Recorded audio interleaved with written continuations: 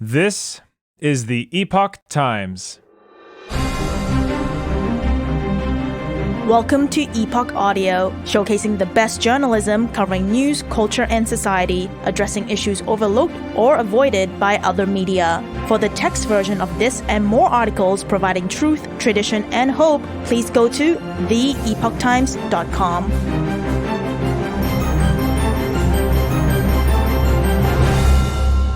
House Speaker Mike Johnson talks gun laws, Biden's failed presidency, in first interview written by Catabella Roberts.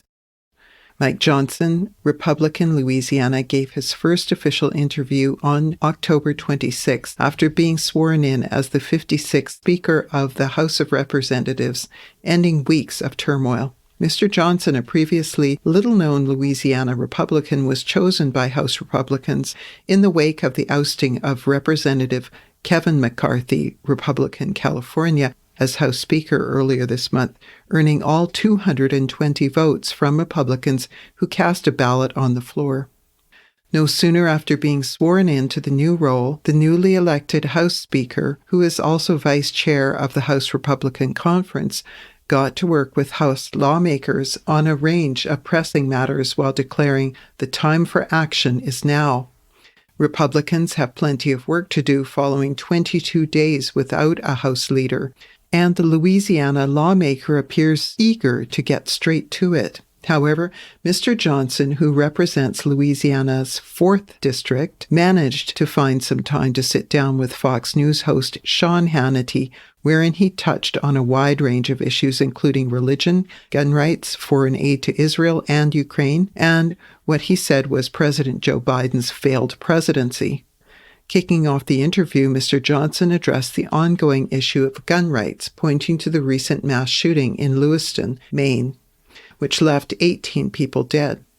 The new House Speaker offered his prayers to those who were killed during the shooting, but stressed such incidents happen because of the human heart and not guns, noting more needs to be done in America to address the mental health crisis. It's not guns, it's not the weapons. At the end of the day, we have to protect the right of the citizens to protect themselves, and that's the Second Amendment. And that's why our party stands so strongly for that, Mr. Johnson said. Johnson on Biden's presidency. Questioned further as to whether he is eager to look into new legislation regarding gun laws, particularly in the wake of the latest mass shooting, the Republican stressed he has only been in the job for 48 hours. However, he acknowledged that there will likely be plenty more discussion regarding gun rights in the coming days following the latest heartbreaking tragedy. Moving on, Mr. Johnson addressed his meeting with President Biden and Democratic leader Hakeem Jeffries at the White House on Thursday to discuss the president's request for nearly $106 billion in aid for Ukraine and Israel and other national security needs. Mr. Johnson said the meeting with President Biden was cordial and pleasant, adding that he has no problem with the president, but that they disagree on almost all policies. Asked by Mr. Hannity if there is even one thing he believes President Biden has done a really good job on during his time in office, the newly elected House Speaker, who is now second in line to the presidency after the Vice President, said he does not. I think it's been a failed presidency, and all the problems here were caused by policy choices, and that's the problem I have with him, he said. Democrats issued a scathing statement in response to Mr. Johnson being sworn in Thursday, branding him an, quote, election denier, anti-abortion, MAGA extremist, unquote, who they said is also a proponent of cutting Social Security and Medicare. However, during Thursday's interview, Mr. Johnson urged Democrats to give him a chance, pointing to his track record in the Capitol. No national consensus on abortion. The House Speaker said, "They don't know me. A lot of these people don't know me. And I think if they would talk to some of my colleagues here, even on the other side of the aisle that have worked with me for the 7 years that I've been on Capitol Hill, they would tell them that those things are not true. Let me have a chance to lead here, and you'll see what I'm really about," he added. Mr. Johnson, who is a devout Baptist, also highlighted the issue of abortion, noting there is no national consensus for the people on what to do with that issue on a federal level for certain.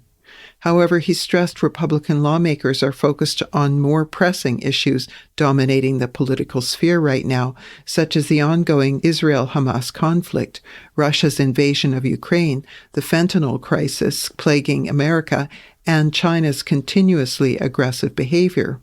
Of Democrats, he said these are the frontline matters that have our attention right now, and the rest of these things they're just using for political attacks.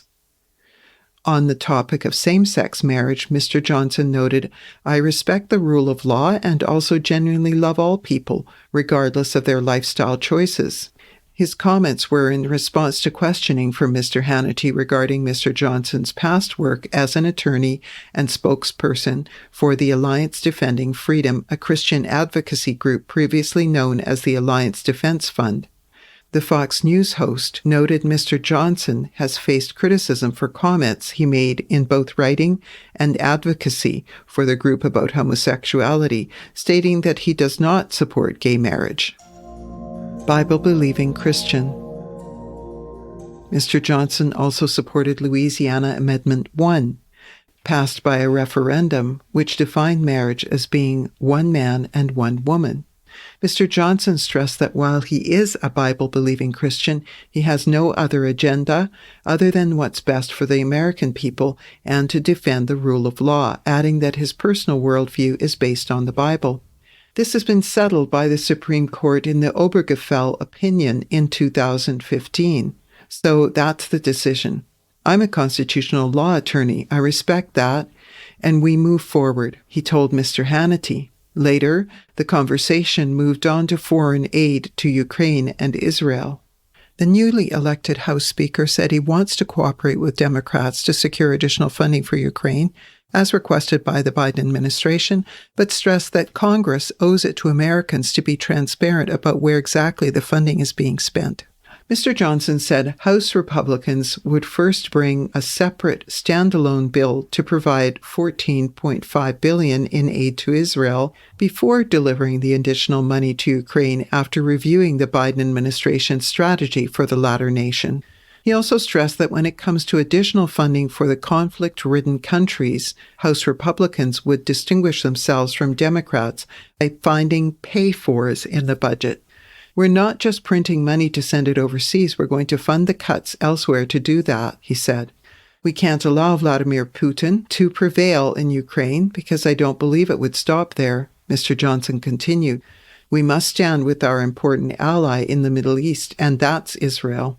Mr. Johnson's interview came after President Biden congratulated him on his election as House Speaker on Thursday and vowed to work with him in good faith on behalf of the American people. Still, the president took a swipe at the recent turmoil among House Republicans and the lack of leadership, noting that while they had spent the last 22 days determining who would lead their conference, he had worked on various pressing issues. President Biden urged lawmakers to move swiftly to address national security needs and avoid a government shutdown in just over 20 days. He said even though we have real disagreements about important issues, there should be a mutual effort to find common ground wherever we can. This is a time for all of us to act responsibly and to put the good of the American people and the everyday priorities of American families above any partisanship. Thanks for listening to Epoch Audio. That was House Speaker Mike Johnson Talks Gun Laws, Biden's Failed Presidency in First Interview, written by Catabella Roberts, read by Susan Williams. For more Epoch Times articles in text, please visit theepochtimes.com.